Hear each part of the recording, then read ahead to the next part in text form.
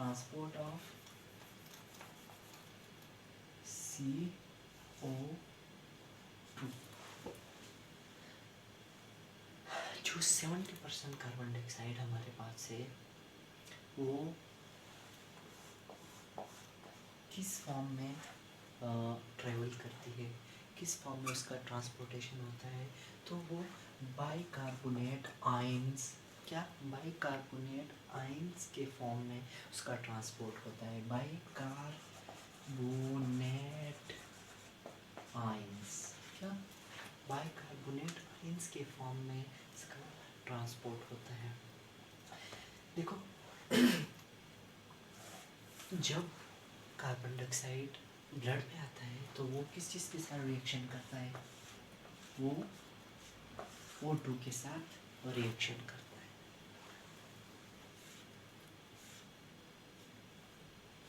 तो आ गया CO2 O2 के साथ रिएक्शन किया और क्या बना है, कार्बोनिक एसिड।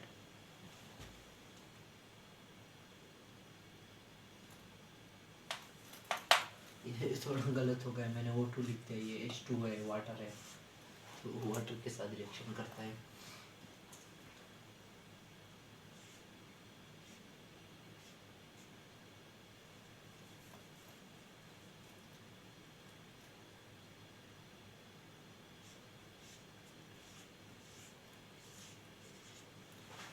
तो क्या बना है इसने, कार्बोनेट बाइकार्बोनेट बनाया, कार्बोनिक एसिड बनाया।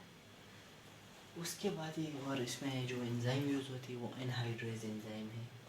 एनहाइड्रेज, क्या एनहाइड्रेज एंजाइम होते हैं, वो इसको क्या करते हैं, इस रिएक्शन को तेज़ करती है। विदाउट दिस एंजाइम रिएक्शन बहुत स्लो होगा और टाइम लेगा, और हमारे बॉडी में तो ये transport of carbon dioxide speed होना चाहिए, तो इसीलिए ये एनहाइड्रेज एंजाइम जो है एज ए कैटलिस्ट काम करता है और इस रिएक्शन को प्रोसीड करते हैं, इस रिएक्शन को स्पीड अप करते हैं। उसके बाद क्या होता है कि ये जो कार्बोनिक एसिड हमारे पास था, इससे एक हाइड्रोजन क्या हो गया, अलग हो गया, H+, और क्या रह गया, CO3 नेगेटिव। हाइड्रोजन अलग हो गया और CO3 negative ion, carbonate ion क्या हो गया, वो अलग हो गया। तो इसी हाइड्रोजन की वजह से क्या है, पॉजिटिव आयन है ना, इसकी वजह से ब्लड का pH क्या होगा, लो, और ब्लड क्या होगा, एसिडिक। तो इसको ओवरकम करने के लिए, ब्लड तो एसिडिक होगा तो फिर काम नहीं चलेगा, तो इस एसिडिटी को ख़त्म करने के लिए कौन आता है, यहाँ पर आता है हेमोग्लोबिन। फिर से ये आता है और क्या करता है ये जो हाइड्रोजन हमारे पास, ये हाइड्रोजन आयन था, इसको अपने साथ पिकअप कर लेता है, इसको अपने साथ उठाता है। तो अगर जब हेमोग्लोबिन इसको उठाता है तो ये क्या करेगा, टिश्यू को ऑक्सीजन देगा। तो ये क्या होगा, इसको कहते हैं बफर एक्शन,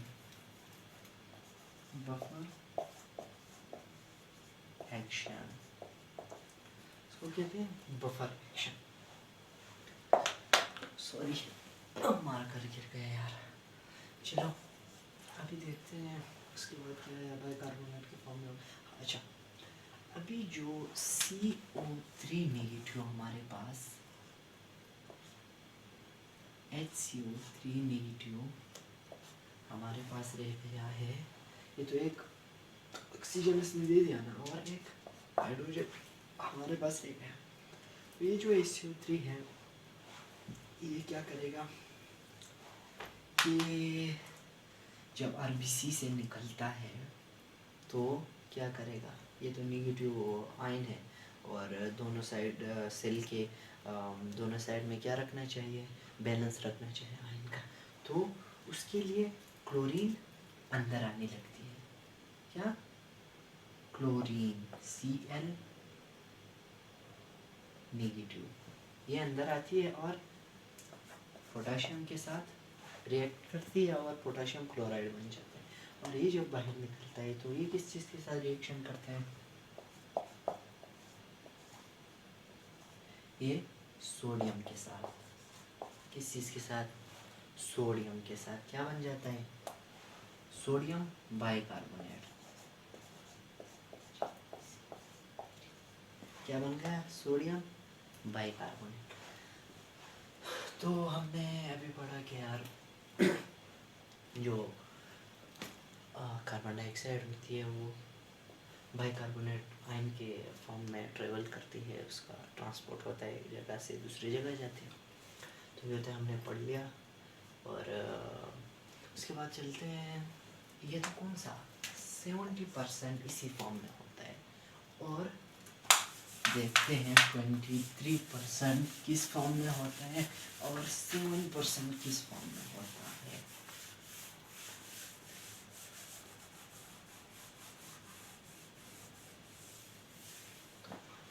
अभी आते हैं किस चीज़ की तरफ? 23% ये किस फॉर्म में होता है? Carbamino haemoglobin. ये कार्बा एमाइनो हेमोग्लोबिन की फॉर्म में इसका ट्रांसपोर्ट होता है। 23% of carbon dioxide is transported in form of carbamino haemoglobin. Okay, अभी चलते हैं किस चीज़ की तरफ? Carbamino haemoglobin. इसका मतलब क्या है कि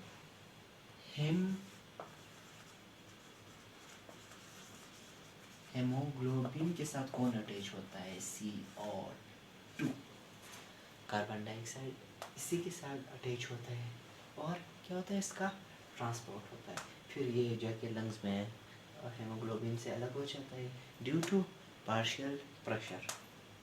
ड्यू टू पार्शियल प्रेशर।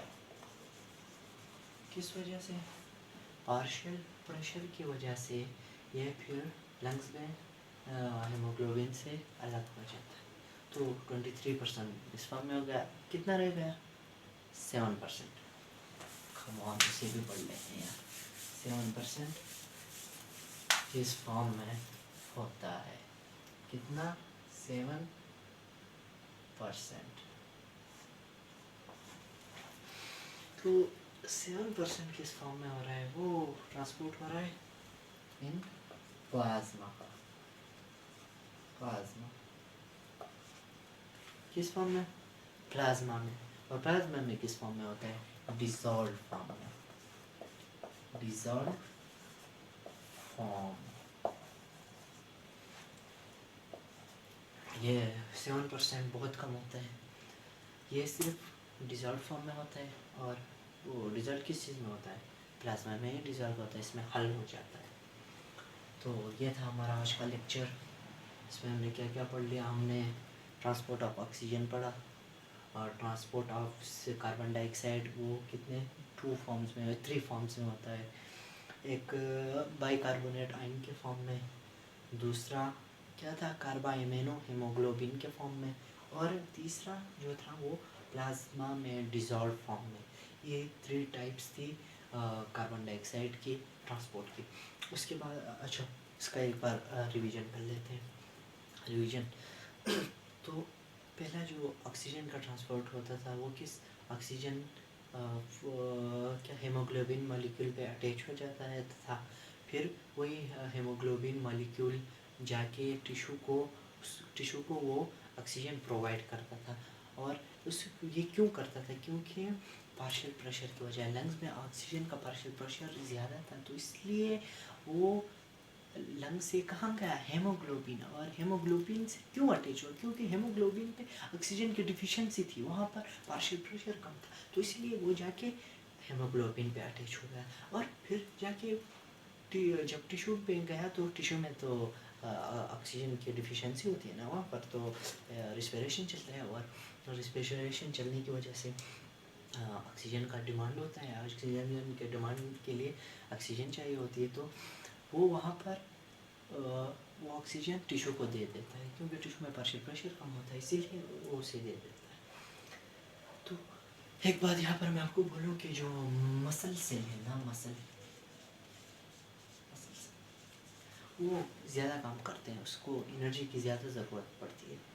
तो एनर्जी की ज़रूरत पड़ने की मतलब क्या होगा कि उसमें रिस्पायरेशन ज़्यादा होगा, रेस्पिरेशन तेज़ होगा, तो मसल मॉलिक्यूल को क्या ऑक्सीजन भी ज़्यादा चाहिए होगी, तो मसल मॉलिक्यूल में पार्शियल प्रेशर बहुत कम होगा। क्या होगा? बहुत कम होगा। इसीलिए जो हेमोग्लोबिन से मसल सेल में जो O2 का डिफ्यूजन है वो ज़्यादा होता है, तेज़ी से होता है।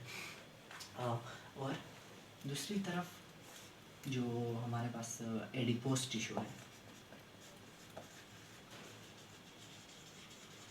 एडिपोज टिश्यू को हम फैटी टिश्यू भी कह सकते हैं। फैटी टिश्यू, जो एडिपोज टिश्यू या फैटी टिश्यू है, उसमें क्या होता है, उसमें मेटाबॉलिज्म स्लो होता है, उसमें जो मॉलिक्यूल के ब्रेकडाउन की रेट है वो स्लो होती है, क्योंकि उसको इतनी एनर्जी चाहिए नहीं होती, तो वहाँ पर क्या होता है, स्लो होता है। इसीलिए वहाँ पर उन टिश्यूज़ में पार्शियल प्रेशर ऑक्सीजन का ज़्यादा होता है, तो जब ब्लड वहाँ जाता है तो उनकी पार्शियल प्रेशर में कुछ ज़्यादा डिफरेंस नहीं होता। उसी डिफरेंस ना होने की वजह से, उस कम डिफरेंस होने की वजह से वहाँ पर डिफ्यूजन स्लो होता है ऑक्सीजन का। ये हमने रिवीजन कर लिया। उसके बाद क्या था, transport of carbon dioxide. Carbon dioxide तो थ्री फॉर्म में ट्रांसपोर्ट होती है, एक कार्बा इम्यूनो हीमोग्लोबिन, दूसरा बाई कार्बोनेट आयन, तीसरा डिजॉल्व फॉर्म में। तो ये था आज का हमारा lecture. Thank you, bye bye.